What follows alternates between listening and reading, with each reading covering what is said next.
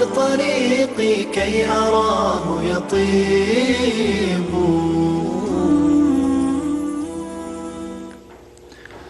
بسم الله الرحمن الرحيم. الحمد لله رب العالمين، وصلى الله وسلم على نبينا محمد وعلى آله وصحابته ومن تبعهم بإحسان إلى يوم الدين. أما بعد، فالسلام عليكم ورحمة الله وبركاته.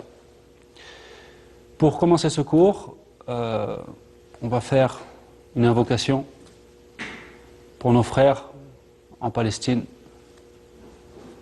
et on va demander à Allah qu'il secourt al-Masjid al-Aqsa et qu'il repousse les agresseurs et qu'il protège nos frères et nos sœurs de tous ceux qui veulent nous agresser, nous faire du mal et qui ne respectent pas tout l'aspect sacré du mois dans lequel nous sommes, ni les endroits qu'ils piétinent. On demande à Allah qu'il les repousse et qu'il rende la Palestine aux musulmans. Ensuite, le sujet du jour, c'est un sujet très important. Aujourd'hui, on va parler de la fierté, du devoir d'être fier d'être musulman. Le musulman se doit d'être fier d'être musulman. Il est musulman et il est fier de l'être. Le problème, c'est que beaucoup de musulmans ont un complexe d'infériorité à l'égard de ce qu'ils peuvent regarder, de ce qu'ils peuvent voir en Occident. Alors c'est vrai, il y a des portables, des portables vraiment, des choses qui sont fabriquées, qui sont vraiment extraordinaires. Il y a des films qui sont produits avec des effets spéciaux, il y a des voitures, il y a... Mais wallah, est-ce qu'on a, nous, l'islam, en aucun cas, on a à avoir honte face à ce que j'ai cité. Au contraire, on doit être fier et on doit se rappeler de ce bienfait dans lequel on est, parce que l'islam, c'est le plus grand bienfait. Et l'islam est une religion qui a une valeur et une beauté immense. Le musulman doit donc être fier de sa religion. Il doit être fier de sa religion. Il est musulman et en aucun cas il a honte de cela. Qu'il soit en Arabie Saoudite, en France ou partout dans le monde. Il est fier. Donc on va étudier certains aspects de la religion pour comprendre pourquoi le musulman doit être fier. On va essayer de mettre en relief la valeur et la beauté de cette religion, de manière à ce que les musulmans relèvent la tête et n'aient pas ce sentiment, pour beaucoup, d'infériorité à l'égard de personnes qui, au contraire, eux, font des choses, ont des croyances qui sont inférieures à la croyance islamique. Et donc, on va évidemment parler de croyance, parler d'adoration, parler de valeurs, de beaucoup de choses. Aujourd'hui, on va se concentrer sur la croyance. Et on ne va pas parler de toute la croyance. On va parler de certains aspects de la croyance. Voilà, pour mettre en valeur, en relief, la valeur et la beauté de notre religion. Donc, premièrement, il y a une chose très importante qu'il faut se rappeler. Très, très importante. C'est que l'islam est la seule religion agréée par Allah. L'islam est la seule religion agréée par Allah. Par conséquent, tous les efforts que tu fais ici-bas ne seront pas vains, contrairement aux gens de toutes les autres religions. Allah dit dans le Coran, « Inna ad-dina inda Allahi l'islam » La religion acceptée par Allah, la religion acceptée d'Allah, c'est l'islam. Et Allah subhanahu wa ta'ala nous dit également, « Wa man yabtaghi ghayra al-islami dinan, falan yuqbala min. » Quiconque pratique une autre religion que l'islam n'obtiendra pas l'agrément d'Allah et sa récompense. Au contraire, il sera parmi les perdants dans l'au-delà. Donc pense à tous les efforts que certains accomplissent sur terre dans leurs pratiques religieuses. Des gens qui vont peut-être dans des monastères, s'enfermer toute leur vie, se priver de choses halal, de bonne nourriture, se priver de choses, le mariage, plein de choses. Quelle souffrance ils s'infligent. Pourquoi? Pour le paradis? Pour rien. Au contraire, ça ne sera pas accepté de leur part, et dans l'au-delà, ils seront parmi les perdants. Allah nous dit dans le Coran, قل هل ننبئكم بالأخسرين أعمالا الذين ضل سعيهم في الحياة الدنيا وهم يحسبون أنهم يحسنون صنعا. Ô messager, dit, voulez-vous que nous vous informions des plus grands perdants parmi ceux qui se fatiguent à accomplir des œuvres dont ils espèrent grâce et faveur? Ô messager, dit, voulez-vous que nous vous informions des plus grands perdants parmi ceux qui se fatiguent à accomplir des œuvres dont ils espèrent grâce et faveur? Il s'agit de ceux qui sont égarés et dont l'effort est vain ici-bas, alors qu'ils croient être dans le vrai et s'imaginent faire le bien. Quant aux croyants, ces efforts ne seront pas vains.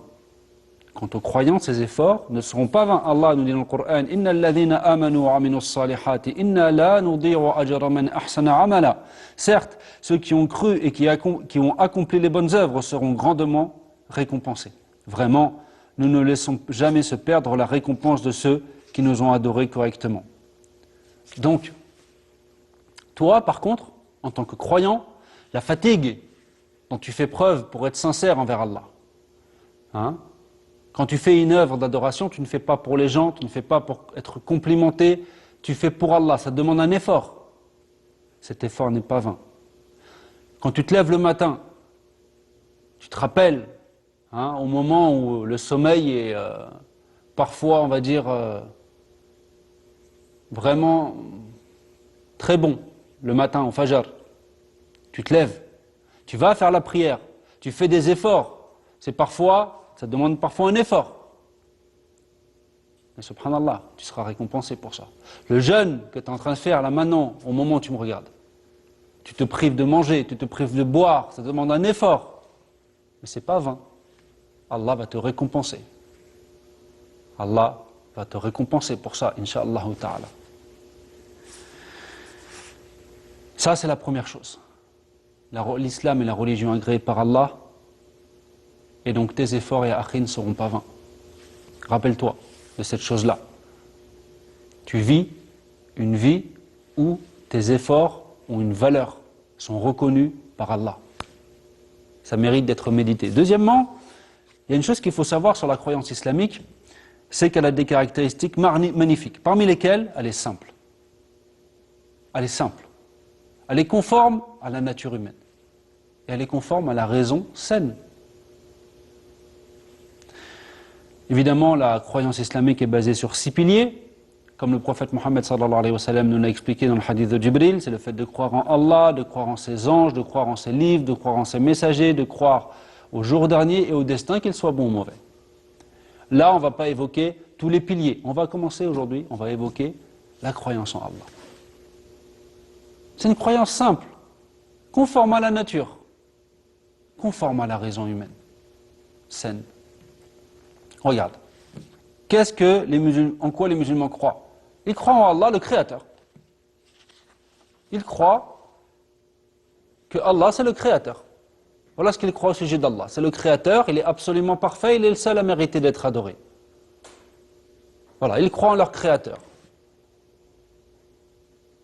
Et ils ont des preuves en plus pour ça. Ils ont tellement de preuves, on ne peut pas toutes les citer, toutes les preuves. C'est la chose la plus évidente qui existe sur terre, qu'Allah est le créateur de tout et que par conséquent il est le seul à mériter d'être adoré. Et parmi toutes les preuves qu'on peut citer, la nature humaine. Naturellement, l'être humain, quand je parle de Allah, le créateur de l'univers, l'être humain, il retrouve ça naturellement. Il sait en lui que oui, c'est vrai. Le prophète Mohammed sallallahu alayhi wa sallam nous dit, عن أبي هريرة رضي الله عنه قال النبي صلى الله عليه وسلم كل مولود يولد على الفطرة فأبواه يهودانه أو ينصرانه أو يمجسانه. Chaque nouveau-né vient au monde selon la fitra, Puis, ce sont ses parents qui font de lui un juif, un chrétien ou un adorateur du feu. Donc la fitra, c'est quoi? C'est-à-dire que le nouveau-né est naturellement disposé à croire en son créateur. C'est instinctif. C'est instinctif. Quand il naît, il est naturellement disposé à croire en son créateur. Si ses parents le mettent sur cette voie, ou plutôt continuent à lui enseigner l'islam et tout, ça voilà, il va rester sur cette voie, c'est quelque chose de naturel. La croyance au créateur, c'est naturel. Et c'est d'ailleurs pour ça que même parfois des gens qui sont athées, ou qui prétendent être athées, lorsqu'ils sont en danger de mort, qu'ils pensent que c'est fini, vers qui ils se tournent? Vers qui ils se tournent? Ils se tournent vers Allah. Ils se retournent vers le Créateur, le Seigneur de l'univers. Ils ont en eux cette chose-là. C'est naturel, c'est instinctif. Et donc, croire en Allah, c'est instinctif, comme on vient de l'expliquer, mais c'est aussi une chose tout à fait logique. Le fait de croire en Allah et au Créateur. Regarde l'univers. Regarde comment il est organisé. Regarde comment les planètes, les étoiles, la Terre, le Soleil, comment l'univers tout entier est organisé. Une chose qui est organisée, ça a forcément été organisé par quelqu'un. Si c'est organisé à la perfection comme on le voit, c'est forcément que ça a été organisé par Allah, absolument parfait, sage et puissant et omniscient. Et donc, ça aussi c'est une chose. On croit en Allah, le Créateur, et parmi les preuves de ce Créateur, donc justement le fait que c'est quelque chose d'instinctif et tout à fait logique, et en plus, on croit en sa perfection absolue. On croit qu'Allah est absolument parfait. Et ça aussi c'est logique. Le Dieu, celui qui mérite d'être adoré, c'est forcément celui qui possède la perfection absolue. Une personne qui va adorer une statue ou un animal, une vache, est-ce qu'elle ne se rend pas compte de ce qu'elle est en train de faire? Évidemment, l'islam, c'est un cadeau qui vient d'Allah. Là, on est en train de parler on est en train de parler comme ça, mais il ne faut jamais oublier que, wallah, si on est musulman, c'est parce qu'Allah a guidé nos cœurs. Parmi tous ces gens que je suis en train de citer, qui adorent des vaches ou quoi, wallah, il y a des gens, ils ont plus de diplômes que nous. Hein? Ils sont peut-être même plus intelligents, entre guillemets, sur certains aspects que nous. Mais ils en arrivent, subhanallah, sur le plan religieux, ça bloque. Allah les a pas guidés pour une sagesse. Donc, alhamdulillah, si on est musulman, ça c'est la première chose qu'il faut dire là. Si on est croyant, alhamdulillah. Mais c'est une réalité. Il y a des gens, ils adorent des vaches. Toi, en tant que musulman, tu adores Allah, absolument parfait. Allah nous dit dans le Coran, وَلِلَّهِ الْمَثَلُ الْأَعْلَى. Et c'est lui qui possède la perfection absolue. Quand tu médites sur la création, tu te rends compte du fait qu'Allah est omniscient, qu'il a une sagesse infinie et parfaite, qu'il est omnipotent, qu'il est tout-puissant. Tu vois, c'est lui le vrai Dieu. Le vrai Dieu. Et enfin, le plus important, tu crois que Allah, nous croyons, en tant que musulmans, qu'Allah, le Seigneur de toute la création, absolument parfait, est le seul à mériter d'être adoré. Et là encore, c'est une chose évidente. Si je crois qu'il n'y a qu'un seul Seigneur, qu'il est absolument parfait, que c'est lui qui gère tout, qui fait vivre, qui fait mourir, qui donne, qu'est-ce que ça implique forcément? Ça implique de n'adorer que lui. Si je crois qu'il n'y a qu'un seul Seigneur, que c'est lui qui me donne ma subsistance, qui m'a créé, qui m'a fait vivre, qui va me faire mourir, qui me guérit quand je tombe malade, qui est capable de me nuire, qui est capable de me donner ce qui me profite. Ya subhanallah, je ne vais pas aller adorer quelque chose d'autre. Je ne vais pas aller adorer une statue, un arbre, un animal. C'est lui que je vais adorer. C'est tout à fait logique. Allah nous dit dans le Coran, Ya ayyuhan nas, u'budu rabbakum alladhi khalaqakum walladhina min qablikum la'allakum tattaqun. Ô hommes, adorez exclusivement votre Seigneur qui vous a créé, vous et ceux qui vous ont précédés, afin d'atteindre la piété. Donc, croire en l'unicité d'Allah, dans sa qualité de Seigneur, implique forcément le fait de croire qu'Allah est le seul à mériter l'adoration. Et d'ailleurs, Ibn Kathir, rahimahullah, nous dit dans le tafsir, dans l'explication de ce verset, شرع تبارك وتعالى في بيان وحدانية ألوهيته بأنه تعالى هو المنعم على عبيده بإخراجهم من العدم إلى الوجود وإسباغه عليهم النعم الظاهرة والباطنة. Allah commence ici à démontrer qu'il est le seul à mériter d'être adoré, car c'est lui, le bienfaisant à l'égard de ses serviteurs. Il les a fait sortir du néant vers l'existence et les a comblés de tous les bienfaits apparents et cachés. Non. Donc, subhanallah, tu dois être fier, Yahri. Tu dois être fier. En tant que musulman, la base de ta religion, c'est la croyance en Allah. Et cette croyance-là, c'est une croyance qui est conforme à la nature humaine de tous les hommes. C'est une croyance conforme à la raison saine, c'est-à-dire qu'en croyant à Allah de la façon qu'on vient d'expliquer, c'est ce qui est conforme à la raison saine, contrairement au fait d'adorer un animal, par exemple, ou une statue, ou un mort, ou un vivant, un homme vivant. Et, subhanallah, donc ça, c'est une chose dont tu dois être fier. C'est la base de ta croyance. La base de ta croyance est la chose qui te permet, voilà, d'avoir cette fierté. Cette fierté. Moi, j'adore Allah. Je suis un serviteur d'Allah. Je n'adore que Allah. J'invoque que Allah. Je ne sacrifie que pour Allah. Je place ma confiance qu'en Allah. Ma prière, c'est pour Allah. Tous mes actes d'adoration, c'est que pour Allah. Est-ce que tu ne ressens pas la beauté de cette chose-là, la valeur de cette chose-là?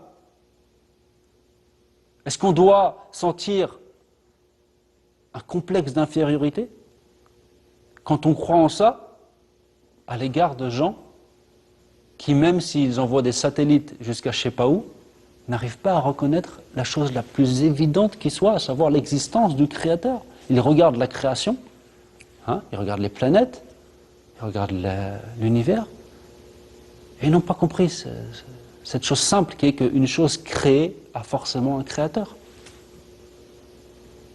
Parce qu'Allah ne les a pas guidés. Et nous, si on arrive à comprendre ça, évidemment, ça c'est le plus grand bienfait qu'Allah nous a donné. Mais c'est une réalité. On n'a pas à baisser la tête. On n'a pas à baisser la tête. On doit être fier. On doit être fier d'avoir reçu ce cadeau de la part d'Allah. Subhanallah.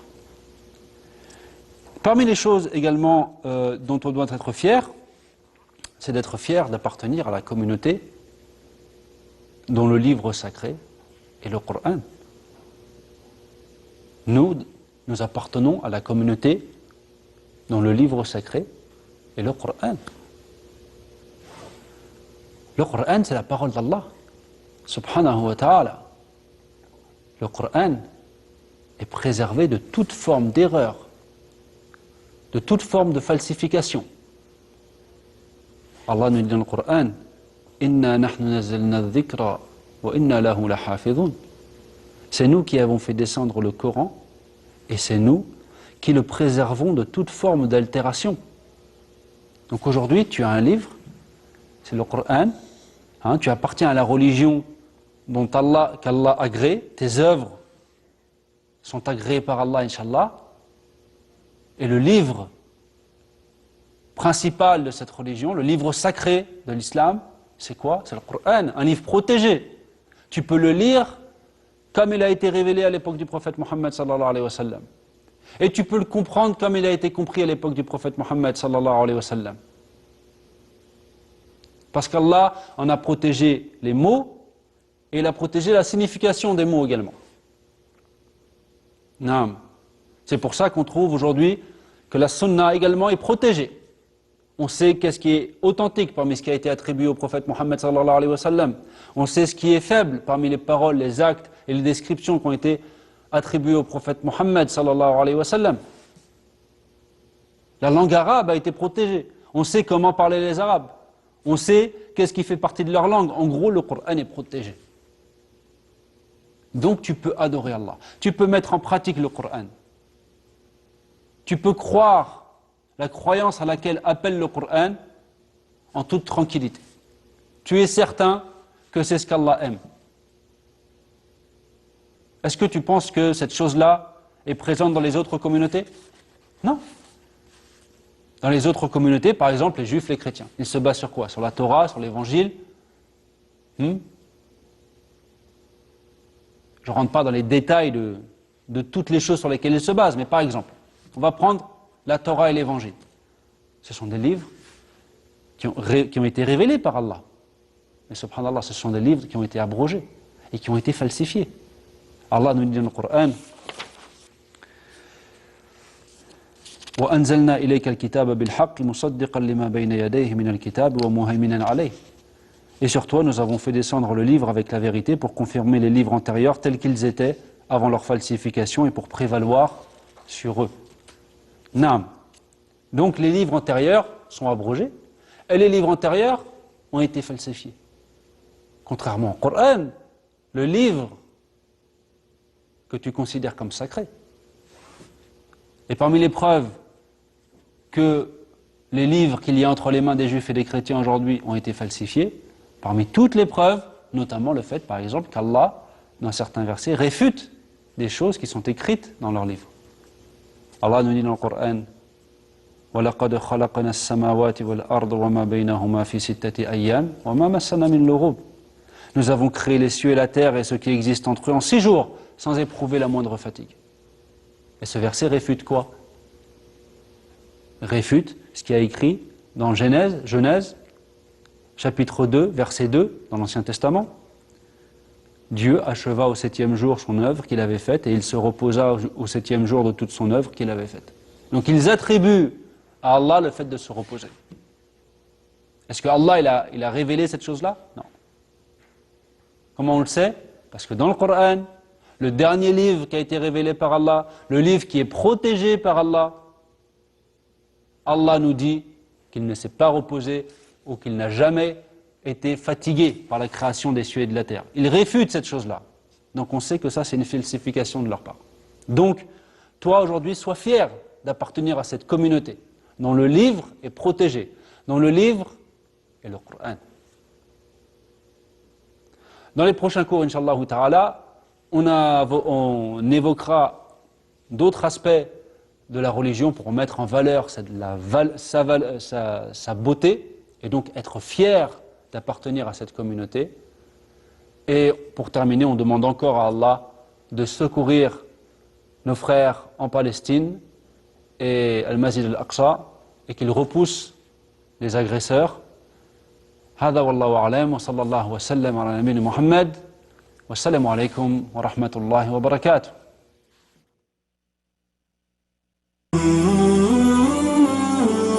طيب الحياة بحبنا